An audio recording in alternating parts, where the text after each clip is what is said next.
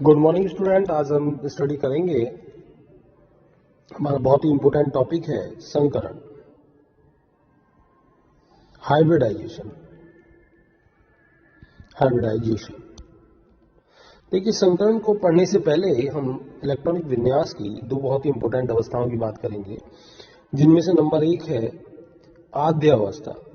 आद्य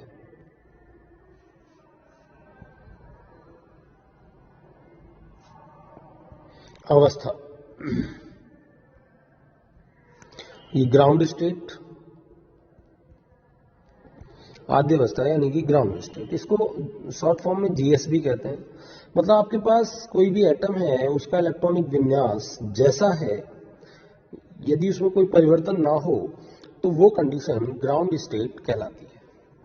मतलब ये इलेक्ट्रॉन कार्बन का जैसा है वैसा ही है, तो किसी भी परमाणु की वह अवस्था जिसमें उसके इलेक्ट्रॉनिक विन्यास में कोई भी परिवर्तन नहीं किया गया है, ग्राउंड स्टेट कहलाती है। इसी प्रकार जो सेकंड अवस्था है वो है उत्तेजित अवस्था। उत्तेजित अवस्था, उत्तेजित का मतलब है एक्साइटेड स्टेट। उत्तेजित अवस्था का मतलब है एक्साइटेड स्टेट। अब इसमें होता क्या है एक्साइटेड स्टेट में? यदि कोई परमाणु अपनी संयोजकता को बढ़ाने के लिए एक इलेक्ट्रॉन को एक उपकक्षा से दूसरी उपकक्षा में यदि ट्रांसफर कर देता है, तो उस कंडीशन में उसकी वह अवस्था उत्तेजित अवस्था कहलाएगी। जैसे अब आप इन दोनों अवस्थाओं में कार्बन को देख लीजिए। जो ग्राउंड स्टेट अभी हमने कार्बन की देखी, वहां हमने देखा कि 1s2 2s2 2p2 2p2। यदि इस कंडीशन में हम देखें तो s में यह इलेक्ट्रॉन है 2 और p के जो 3 कक्षक होते हैं उनमें इलेक्ट्रॉन भी हमारे पास 2 ही हैं। यानी यहां पर यदि इस कार्बन की संयोजकता को देखा जाए तो यहां पर केवल ये 2 कक्षक ऐसे हैं यहां पर केवल ये 2 कक्षक ऐसे हैं, ये जो दिखाई दे रहे हैं हमें, कि इन दोनों कक्षकों के पास ही केवल एक एक इलेक्ट्रॉन है। जो आधुनिक धारणा है बंध निर्माण की, वो ये कहती है कि कोई भी कक्षक केवल तब, कोई भी परमाणु केवल तब बंध बना सकता है जब उसके कक्षक में एक इलेक्ट्रॉन है। तो यहाँ आपके पास 2 कक्षक ऐसे हैं जिनके पास एक इलेक्ट्रॉन है। तो इस कंडीशन में यदि ग्राउंड स्टेट में आप देखेंगे तो कार्बन की जो संयोजकता है वो कितनी बैठ रही है? 2 बैठ रही है, ठीक है। लेकिन एक्सपेरिमेंट से यदि हम देखें तो कार्बन की संयोजकता में 4 मिलती है। तो उस कंडीशन में जो हमारे पास ये कार्बन है, अब उसकी जो संयोजकता है उसको आप देखें 1s2 2s2 2p2, ये तो थी आपके पास ग्राउंड स्टेट। लेकिन यदि यही हम इस इलेक्ट्रॉन को s वाले को इस p में ट्रांसफर करते हैं, ये 2p3 हो जाए, तो s में आपके पास एक इलेक्ट्रॉन और p में आपके पास एक एक इलेक्ट्रॉन, ठीक है। अब यहां यदि आप देखें तो आपके पास कितने कक्षक हो गए? 4 ऐसे कक्षक हो गए हैं जो ये बताने के लिए काफी हैं कि कार्बन की संयोजकता 4 क्यों होती है। यानी यदि हम आद्य अवस्था की बात करें तो कार्बन की संयोजकता बैठ रही थी 2, जो कि गलत था। और यदि एक्साइटेड स्टेट की बात करें तो कार्बन की जो संयोजकता है वो बैठ रही है 4। कार्बन की संयोजकता कितनी बैठ रही है? 4 बैठ रही है। तो यहां यदि हम देखें तो कार्बन की संयोजकता 4 बैठ रही है, जो कि सही है। अब हम बात करेंगे संकरण की।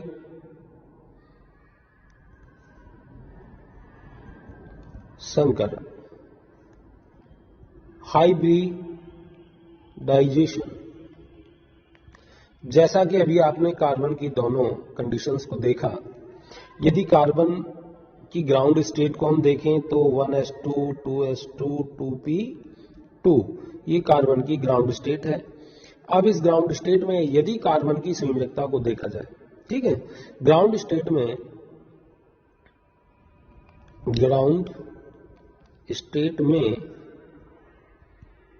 कार्बन की संयोजकता 2 है, परंतु प्रयोगों द्वारा यह सिद्ध हो चुका है कि विभिन्न यौगिकों में कार्बन की संयोजकता 4 है, क्योंकि वह कितने बंध बनाता है? 4 बंध बनाता है। अब इस चीज को हम कैसे जस्टिफाई करेंगे वो देखने की बात है कि हम यहां पर संकरण को कैसे जस्टिफाई करेंगे, वो अब देखने की बात है। यदि हम कार्बन को लें एक्साइटेड स्टेट में 1s2 2s1 2px1 2py1 2pz1, यानी s का एक इलेक्ट्रॉन p में पहुंच गया। p के 3 कक्षक हैं, px py और pz। तो अब यहां देखेंगे, यहाँ एक इलेक्ट्रॉन है और यहां देखेंगे हम यहाँ पर कितने इलेक्ट्रॉन हैं? 3 इलेक्ट्रॉन है, 1 2 और 3। ये कार्बन की एक्साइटेड स्टेट है, शॉर्ट में इसको ES लिखते हैं। तो यहां हमारे पास 4 अवेलेबल कक्षक हैं। कितने कक्षक हैं? 4, 1 S और 3 P। अब ये चारों कक्षक मिलकर यदि हम देखें तो ये 4 नए कक्षक बना रहे हैं। यदि इनको आप देखेंगे तो ये 4 नए कक्षक बना रहे हैं। एक sp3 यहाँ ये बना रहे हैं, एक sp3 यहाँ पर ये बना रहे हैं, एक sp3 यहाँ पर बना रहे हैं और एक sp3 यहाँ पर बना रहे हैं। यानी ये कहलाता है संकरण। ठीक है, हमारे पास मिक्स होने से पहले 4 कक्षक थे, मिक्स होने के बाद भी 4 कक्षक हैं और प्रत्येक कक्षक का जो प्रत्येक कक्षक है उसकी संरचना और ऊर्जा दोनों समान है। ठीक है, और ये बनने वाले जो नए कक्षक हैं ये संकरित कक्षक कहलाते हैं।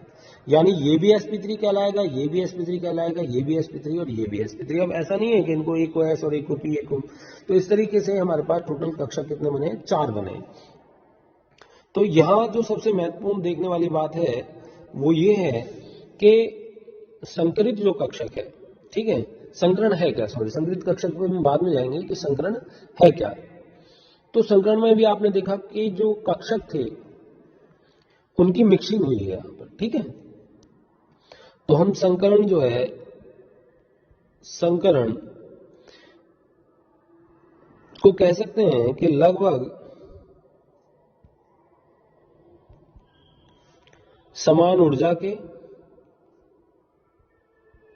समान ऊर्जा के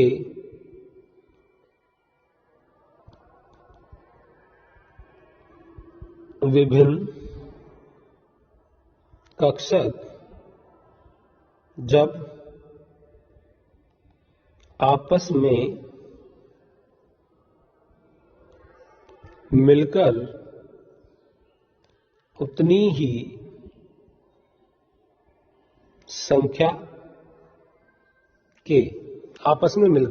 ही संख्या के तथा समान ऊर्जा व समान संरचना के नए कक्षकों का निर्माण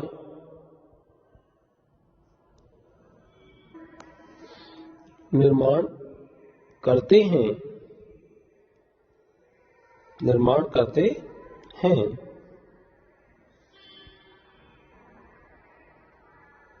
तो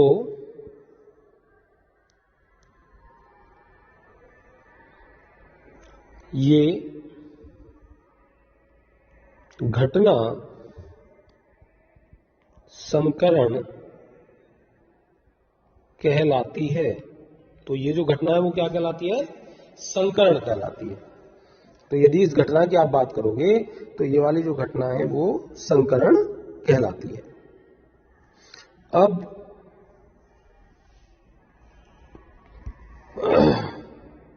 तथा नए बने कक्षक संकरित कक्षक कहलाते हैं। संकरित कक्षक कहलाते हैं। ठीक है, तो ये जितने भी नए कक्षक बने हैं वो संकरित कक्षक कहलाते हैं। यदि संकरण के प्रकार, अब आप हेडिंग डालें यहाँ। चलिए संकरित कक्षक की बात कर लेते हैं, संकरण के प्रकार को अब बाद में करेंगे।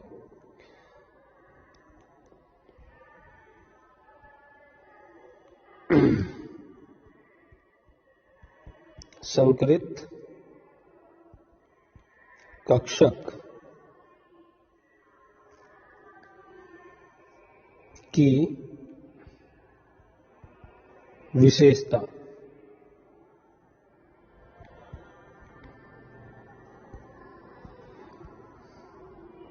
संकरित कक्षक की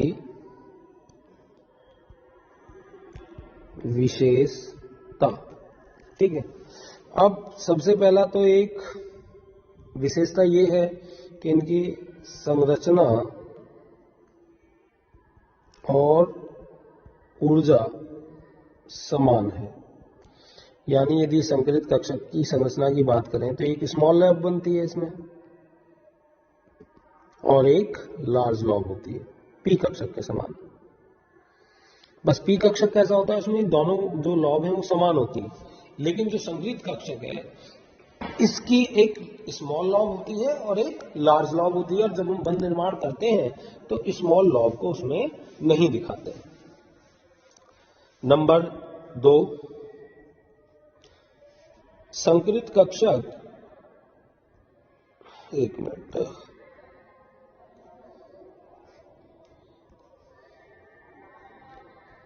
संकरित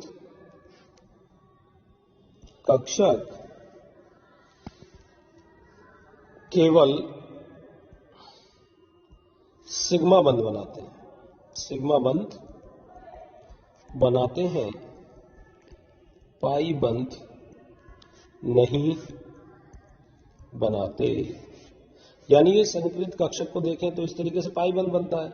अब पाई बंध में यहां तो बंध बन रहा है लेकिन ऊपर नहीं बन पा रहा है यहां पर, तो ये पाई बंध नहीं बनाते। लेकिन जो संकरित कक्षक हैं वो सिग्मा बंध बना सकते हैं। सिग्मा बंध आपको, पाई बंध आपको पता है ये अक्ष के ऊपर और नीचे दोनों तरफ बनते हैं, तो दोनों तरफ बनने का तो कोई सवाल ही नहीं है क्योंकि इनका एक कक्षक छोटा है दूसरा बड़ा है। दूसरा आपके पास है ये सिग्मा बंध। सिग्मा बंध में आपके पास ये केवल सिग्मा बंध बनाते हैं प्रभावी ढंग से, तो ये कभी भी पाई बंध नहीं बनाते हैं। तीसरी जो यहां सबसे महत्वपूर्ण बात है वो सोचने की है कि नंबर 3, जो संकरित कक्षक हैं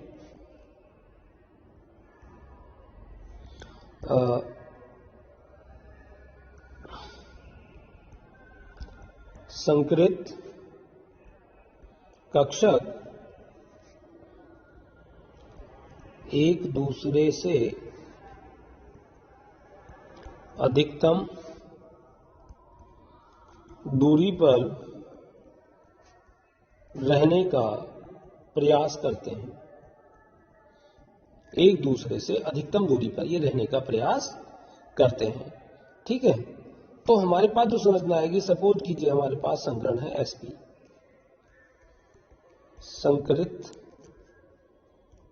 कक्षक और संकरण और संरचना। एक काम करते हैं, पूरा ही पेज ले लेते हैं, यहां पर ये इंपोर्टेंट चीज है। संकरित कक्षक बहुत और लग रहा है,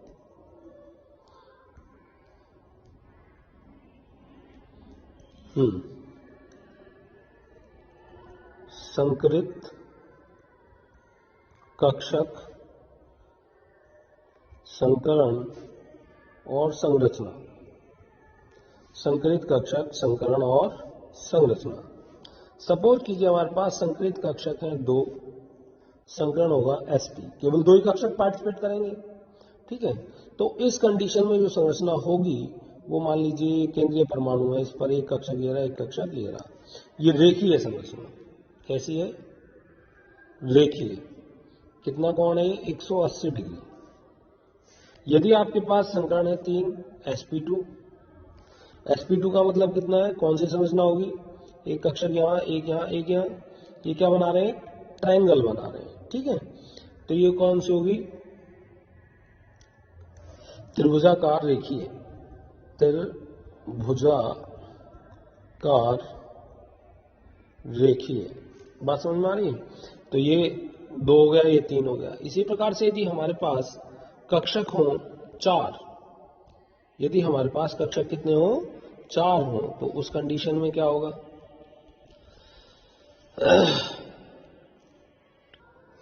यदि अब आपके पास संकृत कक्षक हो 3,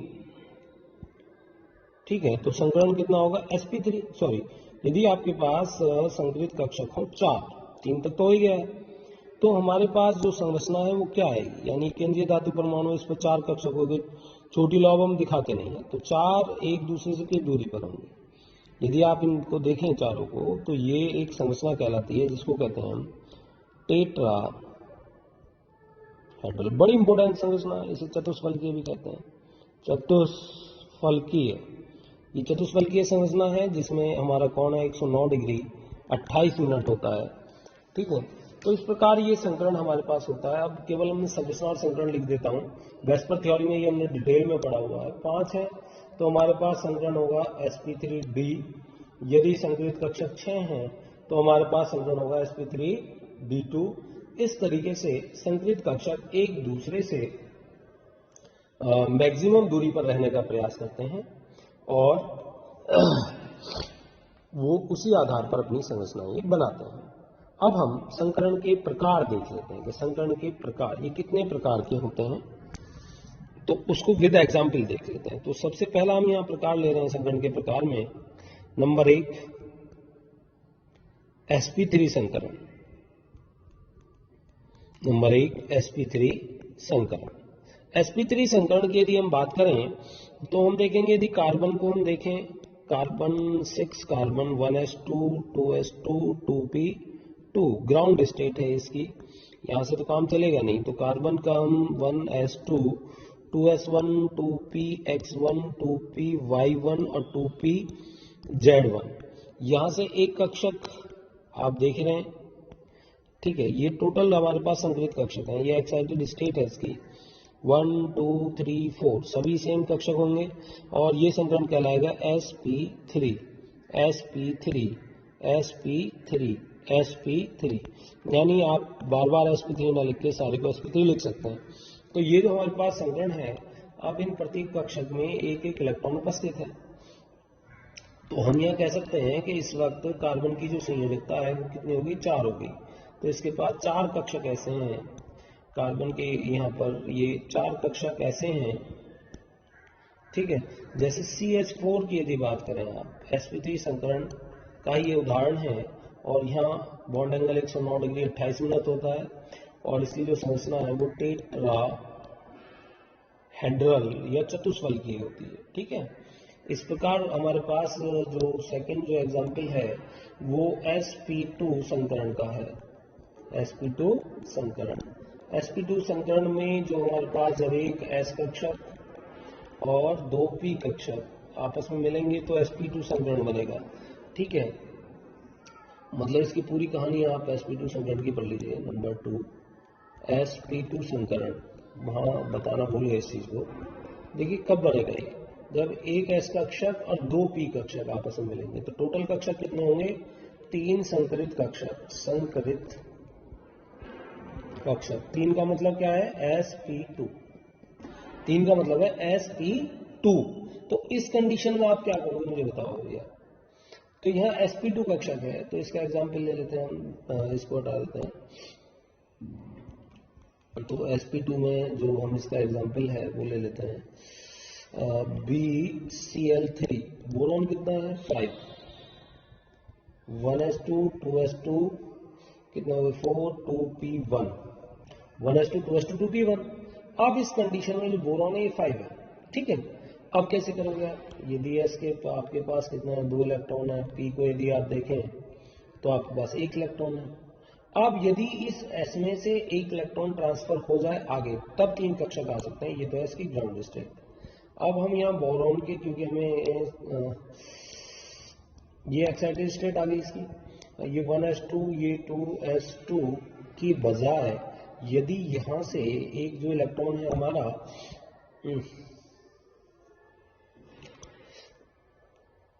एक मिनट, ये जो बोरॉन था ना, एक्साइटेड स्टेट ले रहे हैं हम इसकी बोरॉन की, तो ये 1s2 2s1 और 2p2, यानी हमारे पास टोटल कक्षक कितने हैं? ये 4 है, 1 2 3, 1 2 3 4, ठीक है। लेकिन एक एस का 2 पी के, केवल इन कक्षकों ने पार्टिसिपेट किया, तो ये कहलाएगा हमारा sp2 संकरण। ये खाली है, ठीक है। यहाँ पर एक इलेक्ट्रॉन है और एक इलेक्ट्रॉन यहाँ है, एक इलेक्ट्रॉन यहाँ है, तो ये संकरण करेंगे। तो हमारे पास BCl3 में एक कक्षक यहाँ आ गया, एक यहाँ आ गया, तो ये sp2 है आपका, ये sp2 है आपका और ये sp2 है आपका। तो यहाँ पर एंगल आया 120 डिग्री, ठीक है। त्रिकोणीय त्रिभुजाकार रेखीय हो गया ये, यानी ट्राइगोनल प्लेनर संरचना में, ट्राइगोनल प्लेनर संरचना। यहाँ संरचना कैसे हो गई? ट्राइगोनल प्लेनर हो गई। एक कंडीशन और आ सकती है हमारे पास, सपोज कीजिए हमने ले लिया sp संकरण, sp संकरण ले लिया हमने, इसमें एग्जांपल हमने ले लिया BeCl2, यानी एक ऐसा एक p मिलकर दो sp संकरित कक्षक बना लेंगे। तो इस कंडीशन में हमें क्या करना है? sp संकरित कक्षक बना लेंगे, तो इस कंडीशन में हमें करना क्या है? तो ये जो बेरिलियम है ये कितना 4 है, 1s2 और 2s2, 2p जो है ये खाली पड़ा हुआ है, इसमें कुछ है नहीं, ठीक। तो इस कंडीशन में तो ग्राउंड स्टेट है, लेकिन यदि हम इसी की एक्साइटेड स्टेट लें तो ये 1s2 2s1 2px1, यानी एक s और एक p का कक्षक, ये दो कक्षक है, ये खाली पड़े हुए 1 2 3, p के 3 खाली पड़े हुए हैं, ठीक है। तो एक s और एक p, तो ये sp संकरण होगा, यानी आपका जो बेरिलियम है एक sp कक्षक इधर और एक sp कक्षक इधर 180 डिग्री, ये रेखीय संरचना होगी, रेखीय संरचना। तो संकरण की जनरली ये 3 प्रकार होते हैं, तीनों प्रकार को एक्सप्लेन कर दिया गया है। इसके बाद संकरण के कुछ नए एग्जाम्पल के साथ फिर से उपस्थित होंगे एक नए वीडियो के साथ। धन्यवाद।